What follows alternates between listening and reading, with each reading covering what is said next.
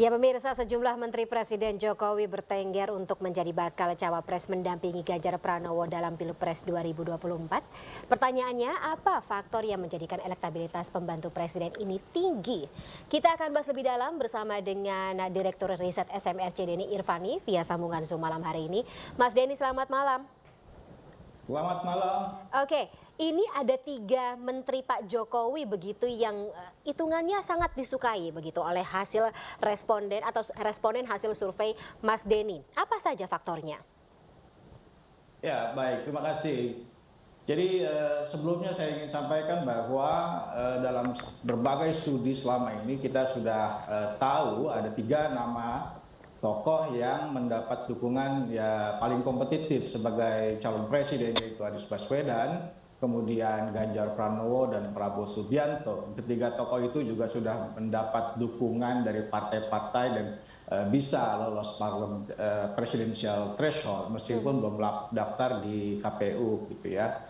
Di antara 3 nama itu saya kira Ganjar Pranowo itu mungkin yang paling certain ya dari sisi dukungan partai, karena PDI Perjuangan sebagai salah satu atau bahkan partai utamanya itu cukup mencalonkan sendiri, sementara calon-calon lain saya kira partai-partainya harus berkoalisi dengan partai lain. Yang penting diingat adalah dalam pemilihan presiden, warga itu memilih pasangan calon presiden dan wakil presiden, bukan hanya calon presiden. Dan karena itu SMRC membuat simulasi pilihan kepada pasangan calon presiden. Secara lebih spesifik, kita ingin tahu siapa calon wakil presiden yang paling berkontribusi secara elektoral terhadap pasangannya. Dalam hal ini, dalam studi ini kita khususkan pada Ganjar Pranowo. Dalam simulasi pasangan kita membuat 3 pasangan. Anies Baswedan dipasangkan dengan AHY, kan kami melihat itu cukup besar kemungkinannya. Kemudian Prabowo Subianto dipasangkan dengan Muhaimin Iskandar, sementara Ganjar Pranowo dipasangkan dengan sejumlah tokoh. Kita ganti-ganti tokohnya untuk dilihat bagaimana respon publik terhadap kombinasi pasangan tersebut. Tokoh-tokoh itu ada Pak Erlangga Hartarto sebagai Ketua Umum Partai Golkar dan juga Menteri Daerah di kabinet Pak Jokowi, kemudian Pak Erick Thohir juga sebagai menteri yang kita tahu juga diusulkan oleh PAN, begitu ya. Kemudian Khofifah Indar Parawansa juga kita masukkan, Mahfud MD, Sandiaga Uno, juga tokoh-tokoh NU seperti Pak Said Akil Siraj dan juga Pak Yahya Khalil Stakuf, karena kita melihat PDI Perjuangan selama ini selalu mempertimbangkan aspek tokoh NU gitu. Oke. Ya. Nah, dan hasilnya tadi seperti kita sudah lihat bersama, disampaikan di layar bahwa memang dukungan kepada Ganjar Pranowo dipasangkan dengan beberapa nama tadi cukup baik ya. Tapi yang paling penting poin utamanya adalah elektabilitas Ganjar ketika dipasangkan dengan 7 tokoh kurang lebih itu sama. Jadi setiap tokoh kami nilai punya kontribusi elektoral yang tidak terlalu jauh berbeda jika menjadi calon wakil presiden Ganjar. Oke, nah ini tapi semuanya juga punya satu pattern yang sama begitu, baik Pak Sandi, terus Pak Erlangga Hartarto, Pak Mahfud MD, Pak Erick Thohir, semuanya gitu orang-orang yang dikenal dekat dengan nama Pak Jokowi. Apakah faktor ini juga yang menjadikan para responden familiar seperti itu, Mas Denny?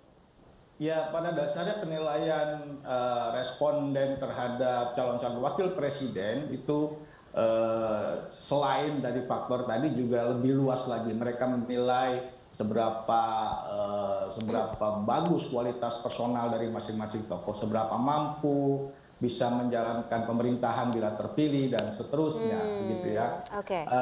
Karena itu nama-nama tokoh seperti Pak Erlangga, Pak Erick itu saya kira mendapat dukungan yang cukup baik juga karena dinilai dari kinerjanya sebagai menteri saat ini ya. Jadi Pak Erlangga maupun Pak Erick dinilai lebih populer begitu, yang ketersukaannya paling tinggi karena kinerjanya di mata masyarakat sendiri juga cukup positif, begitu ya Mas Denny? Ya, itu salah satu faktor ya, faktor yang bisa mendorong orang kemudian memilih nama-nama tadi jika dipasangkan kepada Ganjar. Kemudian saya ingin jelaskan juga temuan yang saya kira sangat penting adalah bahwa suara Ganjar ketika dipasangkan dengan pasangan calon-calon wakil presiden tadi itu selisihnya sangat dekat dengan Prabowo Muhaimin. Kita statistically kita mengatakan itu angka yang cukup seimbang, selisih hanya 1-3%. Sementara dukungan dua pasangan itu dibanding Anies Ahaye memang signifikan di atas, tapi jaraknya juga tidak terlalu besar, hanya 6-10%. Sementara undecided voters masih ada cukup banyak, ya ada 12%. Karena itu kami melihat bahwa setiap calon presiden dan pasangannya itu masih punya peluang kira-kira untuk bisa unggul dalam pemilihan presiden, namun tidak ada pasangan yang mendapat suara di atas 50%. Paling tinggi hanya 33,9% dalam simulasi, dan itu artinya jauh di bawah 50%. Karena itu pemilihan bisa berlangsung 2 putaran kalau diikuti oleh 3 pasangan calon capres. Pasangan tadi. Capres cawapres masih berkejar-kejaran, masih dinamis ya. Kita lihat apakah ini juga menjadi pertimbangan dari parpol-parpol untuk memilih siapa, terutama untuk PDIP mungkin dalam dan juga koalisinya dalam memilih pendamping dari Ganjar Pranowo. Terima kasih sebelumnya Mas Denny Irvani atas waktunya bersama kami dalam Ainus Pra malam hari ini. Salam sehat selalu. Terima kasih, sampai jumpa. Terima kasih.